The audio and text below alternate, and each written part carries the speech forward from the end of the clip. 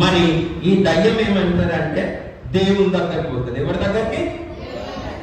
పోయి దేవుడు అడుగుతాడు, యోగును చూసినావా, యోగు చాలా మంచి వ్యక్తి కదా అని యోగుని ఏం చేస్తాడు, అడుగుతాడు. దేవుడు ఎవరిని అడుగుతాడు? సాతాన్ని అడుగుతాడు. అప్పుడు సాతాను అంటాడు, నువ్వు ప్రభువా దేవా, యోగుకి అన్ని మంచిగా డబ్బు ఇచ్చినావు, ఆరోగ్యం ఇచ్చినావు, అందుకనైనా మంచిగా ఉన్నాడు అని చెప్తాడు. ఏమంటాడు చెప్పండి? యోగుకి ఏమేమి ఇచ్చినావు? డబ్బు ఇచ్చినావు, ఆరోగ్యం ఇచ్చినావు, పిల్లల్ని ఇచ్చినావు, ప్లస్ ఆయన ఇంటి చుట్టూ ఏం వేసినామంటే కంచె వేసినావు. ఆయన ఇంటి చుట్టూ ఏం చేసినావు?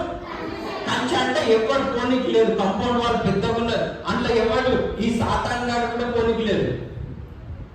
వేసినావు కాబట్టి మంచిగా ఉన్నాడు. దేవుడు అంటాడు, నో, యోగు మంచోడు అని చెప్తాడు.